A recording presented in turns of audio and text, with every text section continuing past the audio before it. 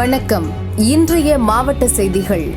Vellore Katpadi CMC ஹாஸ்பிட்டலில் பணிபுரிந்த பீகாரை சேர்ந்த பெண் டாக்டர் தனது நண்பருடன் 2022 மார்ச் 16 காட்பாடியில் சினிமா பார்த்துவிட்டு அறைக்கு திரும்பிக் கொண்டிருந்தார்.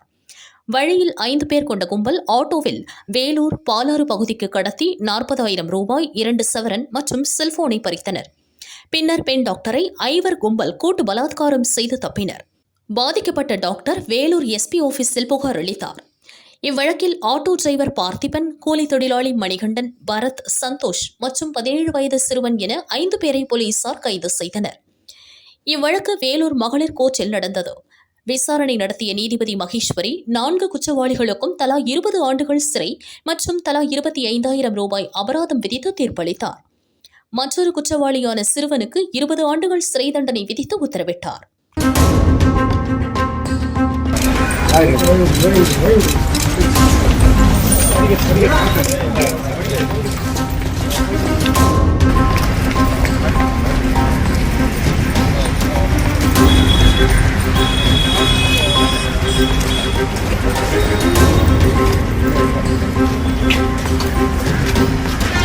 கோவையில் 1998 ஆண்டு பிப்ரவரி 14 பயங்கரவாதிகளின் வெடிகுண்டு தாக்குதலில் ஏராளமானோர் பலியாகினர்.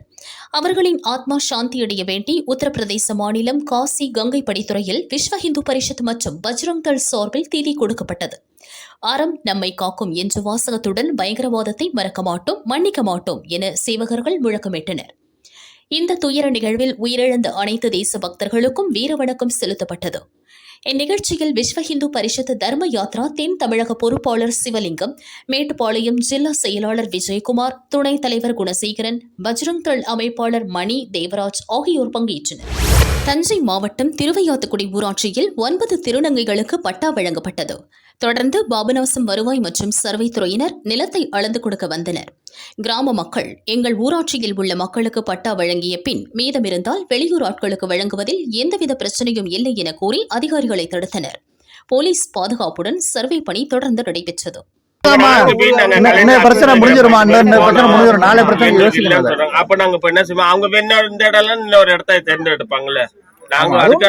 நாளைக்கு பேசி முடிவு பண்ணுவாங்க. பாபநாசம் தாலுகாக்குள்ள ஏதோ ஒரு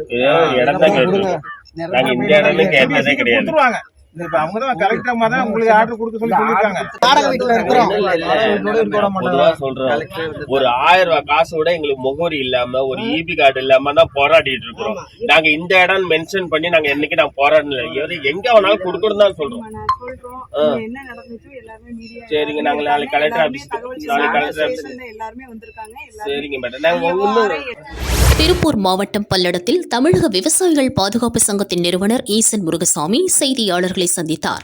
அதாவது பிப்ரவரி 24 அன்று பல்லடம் கொங்கு வேளாளர் திருமண அரங்கத்திலே தமிழக விவசாயிகள் பாதுகாப்பு சங்கத்தின் சார்பில் கல் விடுதலை மாநாடு நடைபெற உள்ளது.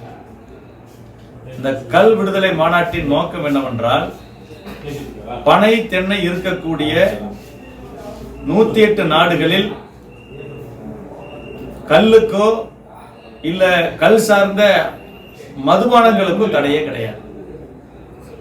இந்தியாவில் தமிழ்நாட்டை தவிர வேற எந்த மாநிலத்திலும் தடை கிடையாது. ஆனால் தமிழ்நாட்டில் மட்டும் இந்த தடை இருக்கிறது. உலகத்துல பல்வேறு நாடுகள் மக்கள் மீது பல்வேறு தடைகளை விதித்துள்ளது.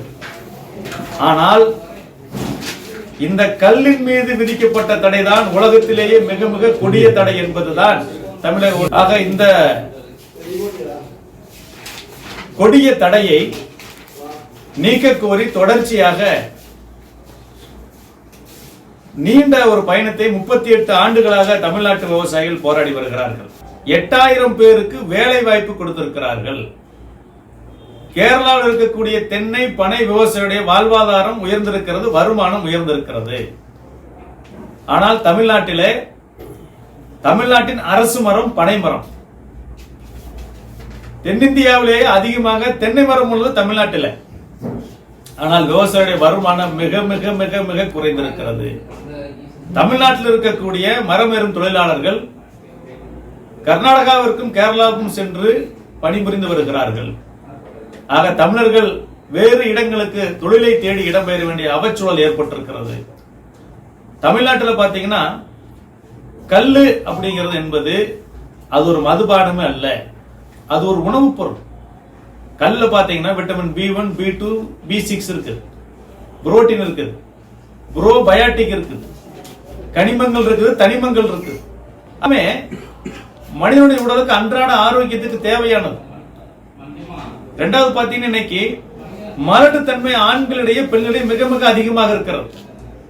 அந்த மலட்டுத்தன்மையை போக்குவதற்கு அருமருந்து இந்த கல் என்பதுதான் சித்த மருத்துவத்திலே தெளிவாக சொல்கிறார்.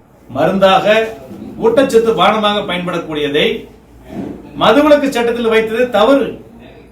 எனவே மதுவிலக்கு சட்டத்திலிருந்து நீக்க சொல்லியும் அதற்கான கோரிக்கையை வைத்தும் மரபு உணவு பானமாக அறிவிக்க கோரி நடைபெற உள்ள இந்த கல் விடுதலை மாநாடு சம்பந்தப்பட்ட செய்தியை பல்லடத்தில் இருக்கக்கூடிய அனைத்து ஊடக நண்பர்களும் வெளியிட்டு விவசாயிகளும் பொதுமக்களும் திரளாக இந்த கூட்டத்துக்கு வருவதற்கான ஏற்பாடுகளை செய்து தர வேண்டுமாய் இந்த செய்தியாளர் சந்திப்பின் வாயிலாக நாங்கள் கேட்டுக்கொள்கிறோம். தமிழ்நாடு அரசு இந்த கோரிக்கை கண்டுகொள்வதற்கு ஒரே ஒரு காரணம் என்னன்னா, மற்ற மாநிலங்களில் போற அரசியல்வாதிகள் அரசியல் மட்டுமே பண்றாங்க. தமிழ்நாட்டில் இருக்கக்கூடிய அரசியல்வாதிகள் அவர்கள்தான் சாராய ஆலையை நடத்துகிறார்கள். இந்த பீர் தயாரிக்கக்கூடிய, பிராந்தி தயாரிக்கக்கூடிய, இந்த விஸ்கி தயாரிக்கக்கூடிய ஆலைகள் எல்லாம் யார் நடத்துறாங்க? தமிழ்நாட்டில் அரசியல்வாதிகள் தான் நடத்துகிறார்கள். குறிப்பாக அதிமுக, திமுகவை சேர்ந்தவங்க நடத்துறாங்க. அதனால்தான் கல்லுக்கு இவ்வளவு ஆண்டு காலமாக இவர்கள் அனுமதியே கொடுக்காமல் எடுத்துக்கொண்டிருக்கிறார்கள். ஆனால் கல் அந்நிய மதுபானங்களுக்கு போட்டி அல்ல. கல் என்பது அது ஒரு உணவு, மரபு உணவு, அது ஊட்டச்சத்து மிக்க பானம். பணப்பால், தென்னம்பால் நம்ம சொல்றோம். கேரளாவில் டாஸ்மாக் விற்பனை, அதாவது அந்நிய மதுபானங்கள் விற்பனை உயர்ந்துட்டு இருக்குது, கல் விற்பனை உயர்ந்துட்டு இருக்குது. குறைவே இல்லையே. அரசாங்கம் 4000 கோடி வருஷமா வரி சம்பாதிக்குதே. ஆக ஒரு தவறான கற்பனையில தமிழ்நாடு அரசு நிறுத்தி வச்சிருக்கு. அப்புறம் இன்னொன்னு சொல்றாங்க, கல்லுல கலப்படம் தான் கண்டுபிடிக்க முடியாது. கள்ளச்சாராயம் கொடுத்து சேர்த்தவங்க தான் தமிழ்நாட்டில் அதிகம். கல்லு குடிச்சு சேர்ந்தவங்க ஒருத்தர் கூட கிடையாது. இதை அரசாங்கம் எல்லாம் குறிப்பில் எடுத்துக்கணும். கல்லான் மீதான தடை என்பது ஒரு சதித்திட்டமாக தான் நாங்க பார்க்கிறோம். ஆக அந்த சதித்திட்டத்தை உடைத்தருவதற்காக, தமிழ்நாடு பூரா விவசாயிகளை திரட்டுவதற்காக ஒரு முதல் கட்டமாகத்தான் நாங்கள் இந்த மாநாட்டை நடத்துகிறோம்.